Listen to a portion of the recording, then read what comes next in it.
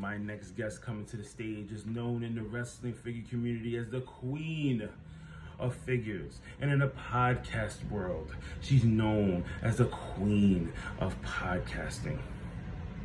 And only for $1 a month on her Facebook group, not only does she help you find basics, not only does she help you find elites, but she also gives you some sweet discounts on jackets, hats, and a ton of other stuff that you could possibly think of in the wrestling community. And she plays a big influence on the reason why I started this channel in the first place. So let's give a warm welcome. Get up off your seats, clap those hands, and give it up for Sheena Phelps and her husband, aka heel husband, Seth Phelps, better known as CHICKFOLEY. One of the questions that I had with you guys is like, where did the name CHICKFOLEY come from? Oh my gosh. So this is, it's like the most like uninteresting story, but it's really funny how it kind of happened. So we were at WrestleMania 31. Was it the night before Mania?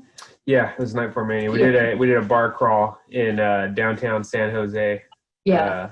The night before Mania. So we were going to all these different bars, just like checking out the area and everything. And I was wearing my when I went to wrestling shows and stuff, I would always wear the buffalo plaid, basically what I got on now. And I had on my Cactus Jack. Oh, sorry, my dog's coming across. My Cactus Jack shirt. And, we were just walking around, wasn't thinking anything of it, and this guy's like super drunk at a bar and he's like sitting out on the patio and I walk by, and of course it's like the Mania crowd. So everybody's like marks, you know what I mean? And he just yells out, CHICKFOLEY instead of Mick Foley. He was a British guy, right? Yeah, it was a British guy. So he just yells out like CHICKFOLEY. And I was like, all the people that were with us thought it was funny. So they just called me CHICKFOLEY the rest of the weekend. And then I came home that weekend and started the CHICKFOLEY Instagram account.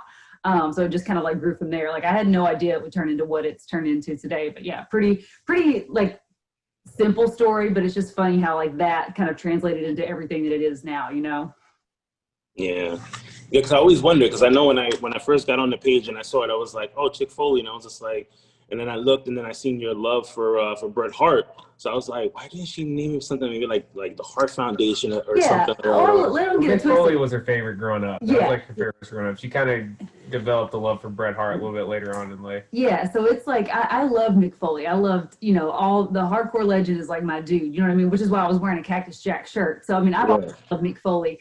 You met him that weekend. And I met him that weekend, yeah. So I mean, I love Bret Hart. I mean, obviously he's like my all-time favorite. But I mean, Mick Foley, Stone Cold Steve Austin, like those guys are like neck and neck right up there, but like the tippy top, like right up there with Bret. But yeah, CHICKFOLEY just happened to be like the luck of the draw.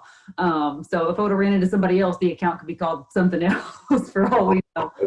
Luckily for that guy that was at the bar drunk to give you. He has no idea. He probably has no idea the impact that he had that night. Somebody's gonna like track this down now and try and find him. try to get some licensing, some rights. I know, right? But you came up with this great podcast that's going on right now. She gave the name you gave her. She ran with it. It's freaking awesome. Yeah, and I've met a couple of people like that through at WrestleMania, because I did WrestleMania last year when they were here in New York, and man, like the fans, they're something else, especially like overseas fans. Yeah. Oh crazy. Yeah. We sat next to. Were they from Ireland? So at WrestleMania 33 in Orlando, at the actual WrestleMania, we were sitting next to like an older couple, like they're probably in like their 50s, from Ireland, that were over there, huge Triple H fans. And then at NXT TakeOver, we were sitting next to a dude who was like probably like 17 or 18 years old, from Brazil, and he came there by himself. Flew over to Mania. He flew from Brazil by himself for WrestleMania weekend, and it was pretty crazy. Yeah, the Mania crowd is that's like one of my favorite things about that whole weekend experience, is just like being surrounded like in a city full of just marks, all around. Like no matter what bar you go to, restaurant you go to, store you go to, you're just surrounded. Like you see wrestling shirts as far as the eye can see, and the energy is just awesome. Like I just love being in that crowd. Yeah, definitely. I mean, that's like for us, it's like that's our comfort zone, because like we can wear anything, and people are gonna stop us, and probably like when you're leaving the house, you're like, do I really do I need to wear all this? And then when you get to that particular spot that you're going to, and you see everyone else, you wish you would have worn more when you got there. Exactly. You're like, damn it, I should have brought that extra title belt. You're like, man, I should have brought this. I should have brought extra pins. And that was you me. You can't fly your nerd flag high enough when you're Mania weekend. Yeah, that was me for like Mania weekend. Like, you know, like basically like I didn't see my wife the whole entire week because like I was out every day I was out. So she was just like, do you plan on coming home anytime soon? Like, no. No, man. But she kind of just left me alone that whole week, and then I just got to meet like so many different people throughout the week, which was cool. So both of you guys collect, you know, wrestling figures and obviously like NECA stuff. Mm-hmm. Like when exactly did you start like collecting? So I've been collecting since I was a kid, man. It started off with wrestling figures. So I was born in '84. So I had a little bit of LJNs that I inherited from like my uncle, and then I had a cousin that we bought a bunch from. Like looking back, I just kind of regret it because I had a whole set of LJNs at one point, minus, you know, a couple here and there. But I had basically an entire set. They were like in mint condition. And for whatever reason, me and my brother took really good care of our Hasbros, and our LJNs, that was just like the ones we played with and just gave them hell. We'd have like hardcore death matches. Like they were indestructible. I'm talking like we would like set them on fire and like all kinds of stuff, man. Like I cringe thinking about it now, how much money probably wasted. But we had a lot of fun. So I had some LJNs, and then really into the Hasbros again. Had almost a complete set of Hasbros as a kid, and I played with those a lot too. They were more you know, mainstream WWF style play. They weren't the hardcore matches, but play with those a ton. And then I had like a 2-year period where I kind of got really into basketball cards. I still followed wrestling, but I wasn't as hardcore about it. It was actually kind of around the time when Hasbro was dying off and the Bindums were really the only line that was out. So I was collecting basketball cards, and then like right around the time when the Jakks Bone Crunchers came back, I got back into wrestling big time. And so I had almost a whole set of Bone Crunchers also. So yeah, LJNs, Hasbros, and Bone Crunchers for me. I got out of wrestling around 2004. I got actually like a 10-year break from it. So I missed really the whole Classic Superstars era. And then when I came back, I just, you know, I started piecing together a little Classic Superstars collection, but I quickly pivoted to the Mattel Elites. And now, you know, we're almost 900 figures, I think, or something like that, maybe more. I don't even have an exact count what we have right now, but it's a ton of Mattel Elites. So yeah, I've pretty much had besides the AWA Remcos, I think I've had just about every wrestling figure line there is at one point or another. Yeah, and for myself, I've always been like a collector of things, you know. I was actually doing my interview with Wrestling for Sale, and I kind of told this story. I was the only girl in an all-boy family for a long time. Like I was like the only girl in like our cousin group. So it was just natural for me to be around wrestling. My dad loved wrestling. He had like all the WWF magazines and stuff. So obviously like wrestling toys and action figures and stuff were just around. So that's what we played with. So I wasn't like the person like scouring the aisles for like Hasbros and stuff, but I always played with like my boy cousins and their friends. And my dad, he went on to marry this woman who had like 2 sons that were legit into like had every wrestling action figure you could imagine. So I kind of got into it that way. But I've always been a collector. Like I used to, like if I had something, I felt like I had to have the whole set, you know, and that comes from my dad. My dad is a collector. He has a huge NASCAR collection. He collected, like I said, wrestling stuff. And I've always had that in me, and I feel like when you're a collector, it's just like a special gene that you have. Because there's some people, they can have one of something, and like they can have like one Funko Pop, and they're like, oh cool, like I'm just gonna set this on my desk, and it's like totally, you know, they don't feel the need to have anything else. But I always had that need to, like, if I had a Polly Pocket, I had to have like I wanted all the Polly Pockets, you know. If I had a McDonald's toy, I wanted the whole set.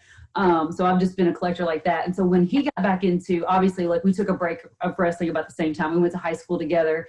And then around like 2004, you know, just kind of got out of it, missed all the like ruthless aggression, all that kind of stuff. And then was it 2014 or 15? Yeah, 2014 WWE Network. Yeah, 2014 when WWE Network came back out, we got back into it just to like watch all the old classic stuff. You know what I mean? Just to like watch all the old pay-per-views. And then we kind of got sucked back into like the Shield and like when all that was happening. So we got caught up on the current stuff. And yeah, just kind of took off from there. And same thing. You know, we started that Jakks Classic Superstar set, and then we pivoted when we got that Bray Elite 28, right? Yeah. Elite 28 Bray. That kind of started our Mattel collection. Oh man, yeah. I didn't start collecting stuff until probably like I'm gonna say 2016. when I met one of my good friends, and he was just like, "Oh, you're into wrestling? I'm into wrestling." It was almost like that Step Brothers moment. I was like, "We become best friends," because we worked together, and then it was like, I really didn't speak to anybody. So then when he was like the first one, he saw me watching Takeover. So he was like, "Oh, you into wrestling?" I was like, "Yeah." And so we sat down and we talked, and we found out we had a lot of things in common. And then he got me into collecting titles, which was fun. Title collection, man. Yeah. Right. So he got me to collecting titles, and then I started collecting figures, and then I stopped. And then I found you, and then the Major Brothers, and then I started following Fully Posable. Yeah, Jeff and all Scott. three, and then all three of you guys kind of influenced me to get back into it, because I literally, like, a lot of the classic like elites that I had, I sold it all. Yeah. I was like, "Oh, I don't need this anymore. I'm not gonna use them. They're still in the box." I literally sold all of them, and then I started following you guys, and then I was like, started to get that itch, and I was like, "Oh, I had that." I was like, "Let me get it again." And now I'm like, I don't know how many figures. Oh, it is insane now, you know, because we were collecting Mattel Elites, and, you know, him and I, like, we love to go to collector shows and stuff like that, even just not just for wrestling figures, but just for like old school toys and like all kinds of different things.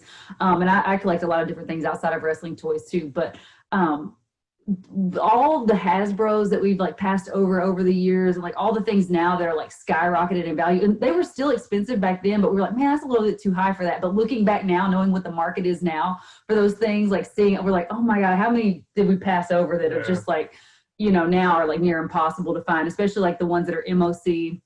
So yeah, it's pretty crazy when you, like, in hindsight, you're like, damn it, why did I get rid of that stuff, you know? Yeah.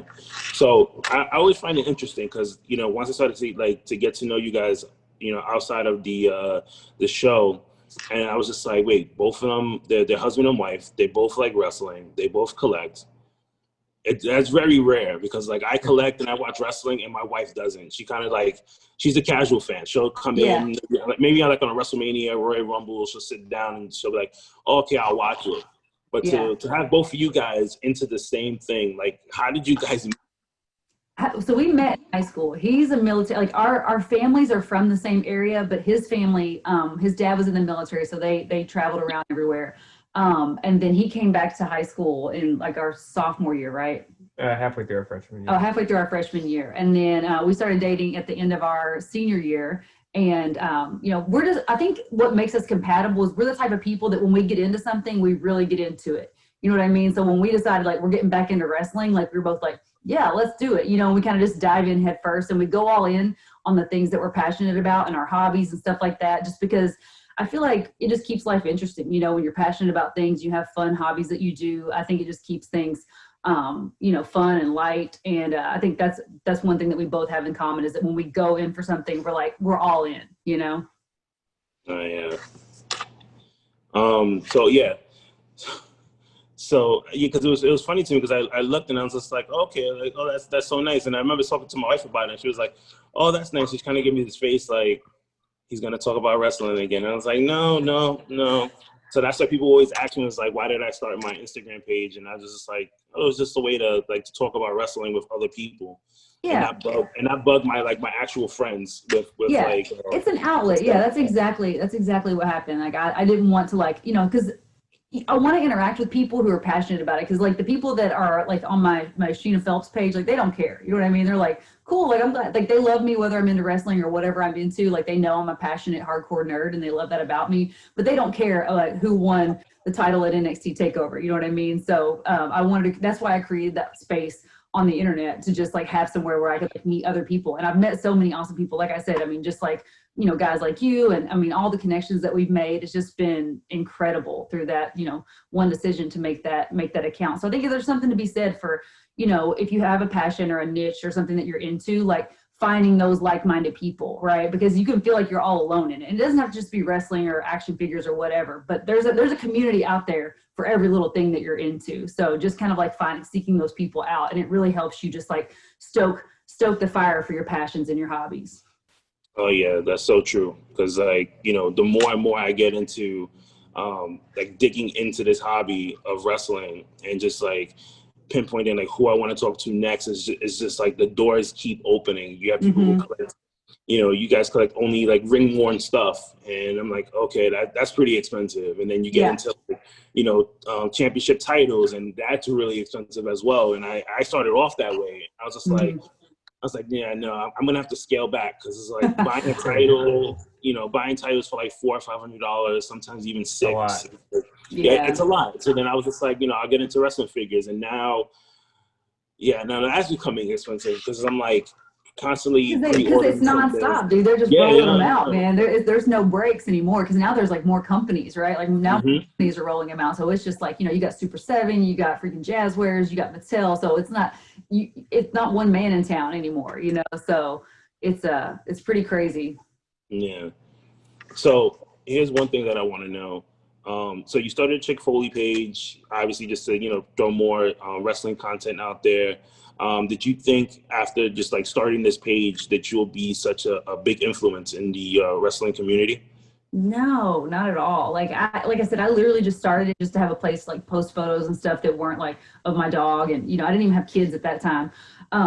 But it's funny because just like the organic growth of it all. And I also think being a female in the space, like I think people are just like, whoa, like, it's a little bit different. And I think it kind of draws attention because, there's a lot, now, especially in the IWC, Instagram wrestling community, there's tons of amazing women fans. But I think back then at that time, there was only one. Yeah, there wasn't like a ton of women on Instagram that just had specific Instagram accounts. So like I said, we had a lot of organic growth. I met a lot of awesome people. And like you said, just kind of like with talking to people and really connecting, the doors just kept opening and we kind of just grew it. And then we started the podcast, and it just kind of took off from there. So, it's been really exciting, but when we started this, or when I started this, like that was never in the realm of possibility, any of that podcasting, partnering with some of these amazing brands and all of that, like that was just never part of the vision. But yeah, it's really exciting.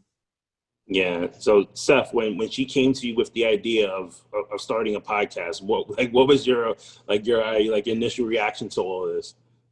So we'd kind of talked about it before. It kind of seemed like the next step, because, pretty much everybody's got a podcast nowadays. And I always thought it could, like she mentioned, being a chick, it could be a unique voice in the podcast game for wrestling. So we talked about it. And then it was just kind of when Phil initially approached her to it, that was just kind of the nudge she needed to finally go ahead and make it happen. And he made it super easy by taking on a lot of like the startup of it and everything. So she kind of could just get her feet wet and get it rolling. And now, she's a podcasting machine, so I was excited because I think she'd do really good at it. I always thought that she'd be a natural in that role. Yeah, he definitely gave me confidence, because initially I was like, when I got approached to do it, I was like, no way, I'm not putting myself out there like that. It's really hard to like create content and put it out there in the public and fear like the public scrutiny and all that kind of stuff, and even just posting on Instagram sometimes. But, I got over all that obviously now. Now it's just like whatever. But in the beginning, it was a little nerve wracking. So he definitely had to give me that, like, you can do it. Like, what's the worst that's going to happen? You know what I mean? Like, nobody listens and then you don't do it anymore. Like, big deal, So that's what I always tell anybody now. I'm like, what's the worst that's going to happen? Like, you think it's a failure and you just like go on to something else. Like, you got to at least at least try, Yeah, that's true. I remember, sometime last year, coming close to the beginning of 2020, I remember I was texting you back and forth, and I was like, I really want to, get this page growing. And I remember I had my original page, and I probably maybe had maybe 60 followers, maybe 100. And I was just like, I'm not getting anyone. It's like maybe a couple of likes here and there, not too much interaction. And I was like, what should I do? I know you're really busy. And at the time you were still pregnant. So I'm just like, she's like gonna pop anytime now. Like, and I'm literally like texting you at 9 o'clock at night. And you literally sat there for 2 straight days and gave me so much advice, so many tips. And then my page is, it's starting to grow now. And, I started branching out with different, podcasts, like the running podcast is one that, I call it the spinoff of the CHICKFOLEY show. Cause we all met, Yeah. We love Tom and DJ, and we love the Kenny's corrections. Like we're all into that. So I'm super excited. I love seeing that. I love being able to be like that catalyst for people to come together and like start doing their own thing. You know, like I think that's super cool that that's like kind of how things have happened. So I love that. And, you know, I love helping you guys. So I was happy to help you. And I'm so super stoked that, you know, it was helpful. Yeah, and I have to give it up to the Facebook page too, because like when I remember when you guys first started it, you kind of just like went to like individual people and was like, hey, I'm gonna have like a Facebook group. What is your Facebook information? I'm gonna like plug you in. And I remember like the first time it was very slow in the beginning, and then it just quickly picked up where like every single day it's just like if you're checking your email, like you have to check the page to see if anybody's like selling things. And you know, and I tell people all the time, like, listen, for like $1 a month it's a steal, because you're saving so much money, you know, off this page alone. Just like time. The combined figure hunting really helps out a lot too. Yeah. You know what I mean? We got some people who are just beasts at getting out there and hitting the pegs and setting up everything, you know? Yeah, Mike Lanham doesn't even collect, and he literally like graced our page with like 15 figures today that are, you know, all the Decade of Domination, Legends figures. Like he just like went out and found these things. Like I said, he doesn't even collect, but he's like helping the community out. So yeah, it's so worth it. And like I said, just to, you know, the savings on money for not paying the scalper prices and the eBay prices, but also just your time. You know what I mean? Like having somebody that is already going out, like looking and finding things in their area, and you not having to go to every Walmart or every Target in your area, like so worth it. So yeah, you know, the $1 a month, we use that as like a gatekeeper. We want the people in the community to be quality people, and we know like if you got that dollar skin in the game, like you want it to be in that group. You know what I mean? It's not just a free for all, like anybody coming in and just grabbing whatever they want. You know what I mean? We know you're invested in making the community better, and like that's why we have such an amazing group. Like that's why our guys are just so, and girls, we have several females in there now, which I love seeing. But our group is just so amazing, and we really are like a family. You know, like we help each other out even on things that are not wrestling related, like, you know, personal stuff and, you know, just life stuff and fun stuff. So it's been amazing. The Facebook group has been incredible. Yeah, I mean, I think that's one of the things I love about the group, because it's more than just you know, people who are like looking for figures. Like we talk about so much stuff on there. Sometimes we're posting like, look, my son did this today, and you know, and it's getting to the point where people are more comfortable of sharing, like, you know, their personal lives. And you know, certain people say like, oh, I can't be in the group anymore because I can't afford the Patreon anymore for whatever reason, because they like lost their job, or I remember we raised money because somebody, like, their house burnt down, and you know, they lost some of their figures. So, you know, seeing stuff like that is one of the reasons why like I always push the page, like, hey, if you're looking for something, you need to jump on here really quick, because like, you know, it's a really great group. Like, yeah, I've met a lot of people through this group that I call friends now, you know, and rather than just be like, and then my wife will say like, have you guys met in person? I'm like, no. right. Like this Friday coming up is like the first time I'm gonna meet Tom and a couple other people from the group, and especially Phil. Like I talk to Phil, like, you know, here and there, like, you know, every other day, and like he was just like, "Are you still coming on Friday?" I'm like, "Yeah." So it's pretty cool. Yeah, that is awesome. So I know for some you know, some time now you lived in Hawaii. So like, do you have any crazy stories of you guys just like fig hunting in Hawaii? Yeah, fig hunting game in Hawaii is crazy, man, because you got to realize, like, you know, here in the United States, your possibilities are endless. Just kind of in general, there's more of everything, and then plus you can drive. You know what I mean? If you got the time, you could drive 45 minutes or an hour to the next town and hit a handful of stores. But in Hawaii, you're completely isolated on an island, so it's like, you there's know, a set number of Walmarts and Targets. We had one Toys R Us. I think we had 3 Walmarts, 3 Targets, and that's it, man. And the stores don't get any more of the stuff. They still get the same stuff. So, like, you know, for a set of elites, there may only be 4 or 5 cases of that elite that hits the entire island, you know. So you got to be on it. So we had a bunch of crazy stories. Sheena tipped me off about this question. So one I was going to tell, this is probably my all-time fig hunting story. So do you remember the Defining Moments Macho Man? The one that came with like the sequin robe and stuff? Yes. Yeah. So again, Defining Moments, those things were 2 to a case. So what you're getting, like, you know, 4, maybe 6, 8 tops of these figures for the entire island of Oahu, which Oahu, they love wrestling there. So a lot of wrestling figure collectors, like people. So I'm at work one day, and Sheena texts me. She's like, hey, I went to Toys R Us. This is like mid-2017. She's like, hey, I went to Toys R Us, and they had the Defining Moments Macho Man, but he was at the customer service desk, like behind the desk.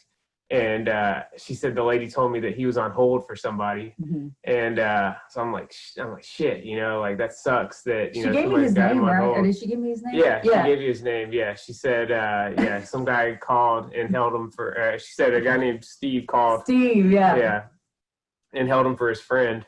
And so I was like, all right. And then so like an hour later, I'm leaving work, and the idea strikes me. I call back Sheena. I'm like, hey, did they give a name for who they're on hold for? And she was like, no, they just said who called and put them on hold. So I was like, okay. So I'm like, I'm going to try this. So I go to Toys R Us, and I just walk in there like I own the place, like super confident. And I go to the customer service and say, hey, I'm here to pick up my Macho Man figures. My friend Steve called a couple hours ago, or my friend Steve put them on hold for me a couple hours ago.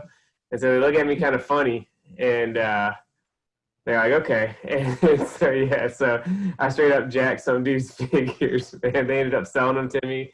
They took so long at the cash register and everything. Like the entire time I'm thinking like, you know, some giant Hawaiian dude's going to come walking through the Toys R Us and bash my head in or something, man. But dude, but you have to realize too that like on an island that small, like the scalper game is like insane. Like everybody knows somebody's, you know, auntie or cousin or somebody that works at Toys R Us. And like if there's something that's hot that can be resold, like they take it and put it to the side. Like everybody knows everybody. You know what I mean? So you got to be like ruthless when you're on the island to get things, you know? And I mean, it was like we were having like an internal conflict. So we were like, man, like poor Steve. I didn't have any conflict about it. Like, oh my God. Yeah, and basically we called it, you know, I told her, I said like I was like Seth Rollins cashing in at WrestleMania 31 because I just showed up, got the figures, and made it out of there. But to keep good figure karma on our, because we had to buy both of them. Yeah, I had to buy both because they were both on hold. So he bought both of them. But to keep good figure karma on our side, you know, that was when Jeff and Scott had just first started the Fully Posable podcast back then, and we did a giveaway for them. Like we hosted a giveaway, and we gave away that extra Macho Man for people who followed and listened to their show. Fully Posable, that's how you entered, and yeah, we did a giveaway. So yeah, so we were trying to, you know, we gave away the extra figure to keep the karma to flowing in our favor. So yeah, that was pretty wild. I can only imagine the guy's like face when he goes to. That's what I said. I would have given anything to see this guy. Well, I couldn't imagine how mad I'd be if I thought I had these two Defining Moments figures on hold, and I show up and they're like, "Oh no, we sold those a couple hours ago." Yeah. I didn't have anything on hold, but something like that happened. I got up really early in the morning, and I went to a Target because I knew they had the Legends line, the first wave, and they literally had it in the back, and the manager was just like, I can't sell them. You have to come back. And I was just like, are you serious? And I was like, fine, I'm going to come back on Sunday. And then sure enough, maybe like 3 hours later, a friend of mine hits me up, and he's just like, oh, did you go to that Target I told you? I was like, yeah, they wouldn't sell it to me. He was like, that's weird. My friend just went there, and they sold it to him. Yeah, you gotta be persistent at Target. Yeah. That happened with, do you remember when they had the NXT Elites at Target? Yeah. I had the same thing with the first set of those. Like, they didn't want to sell them to me, and I just kept asking. And finally, the employee, she was going back and forth with the manager, getting annoyed because the manager didn't want to sell it. And then finally, like, she just put the walkie-talkie down. She was like, screw it, I'm going to get the figures myself. And she went back and got them for me and rang them all up. And we're always, like, super friendly and super kind, but it's just, like, when you know they're back there, it's just like, come on. Like, you know, why do you want to be the gatekeeper? You know what I mean? Mm-hmm. Like, you have to be, like, assert your authority over me. Tell them about when Steve, was his name Steve, right? When he said, do you want to know where Razor's at? So do you remember the Hall of Fame? It was the last Hall of Fame elites. It was the ones, it was Diesel, Jake the Snake. I forget what else was even in that set, but it was Diesel and Jake the Snake were in there. Anyways, Diesel was a really hard to find one. And I got the Jake the Snake and Roddy Piper. I found them at one of our Targets. And I'm just randomly walking around the store. I'm not even in the toy section anymore. Trying to track down Sheena and Brett, and all of a sudden, out of nowhere, I hear this voice whisper. He's like, "Hey, you want to know where Diesel's at?" And I'm like, "What the hell?" Like out of nowhere, like this voice whisper. Yeah, it's like right after It came out, so I'm thinking like I'm about to turn around and see Pennywise like looking for me. But I turn around, it was this short Filipino guy, and he's like, "Yeah, you looking for Diesel?" And I was like, "Yeah, I'm looking for Diesel." And like, follow me. So I didn't even think twice, you know, what this guy could do. This guy's gonna abduct Seth. Yeah. That's how you can mark. Like, hey, you want to come find Legends? Some random dude, not even the toy section, you know, seduced me. Anyways, next thing I know, I'm following this guy, he takes me back, and he had hit them. There was two, and he had hit them for one of his friends. They were in like the little girls' toys aisle, and he had them back behind there. And I took one of them and sold it. And I ended up being really good friends with the guy. I'm still friends with this guy to this day. We helped each other hunt figures a lot, but he just oh my god. And I showed him Sheena's account. They followed Sheena's account already, also. So he was kind of blown away, just meeting CHICKFOLEY's husband and stuff. And then I think Sheena came by and introduced him and everything. So. But yeah, I've had a lot of random stuff on Hawaii. It was the figure hunting game was crazy. Mm-hmm. Yeah, I know for me, when I started to like really like hunt down like figures and stuff like that, like there was like so many like tricks to this game that just like blew my mind. It was like, people like hiding figures, and then we call that the stash and grab. Yeah. That's classic technique. Yeah, we've done it for people, and we've also had people do it for us. Yeah. So like now, like randomly, like if me and my wife are at a Target and I know I'm not buying anything, and I'll be like, I'll be right back, and I'll literally like check like the girl aisle. And she's like, why are you in the doll section? And then it happened to be one day that I seen an Elite, and I think it was like an AJ Elite, which I don't even know why they hit it, because you could find so many. I was like, look, and behind the dolls, there was like 3 different Elites, and she was like, oh, maybe they just put it there. I was like, no, they hit that. the girls aisle is good.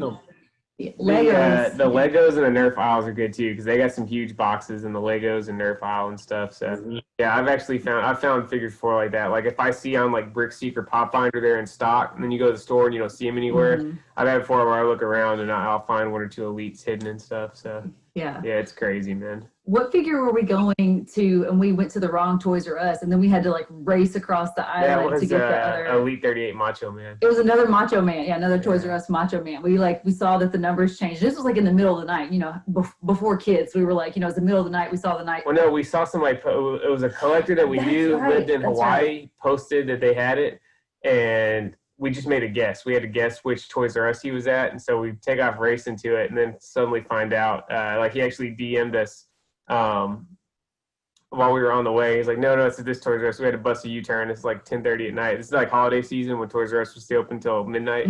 Yeah, hauling ass, and then we got Macho Man. So it was serious in Hawaii. And the thing is, we've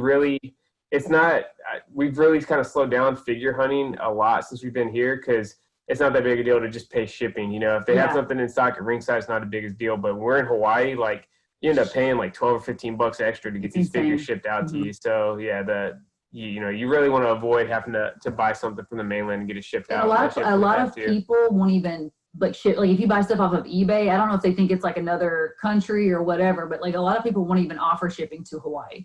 So like you could find the figure you're looking for, but they won't ship it to Hawaii. So yeah, you gotta be a little more ruthless when you're on the island. Oh yeah. Yeah, I have a friend in the UK that he can't get certain things shipped to him out there.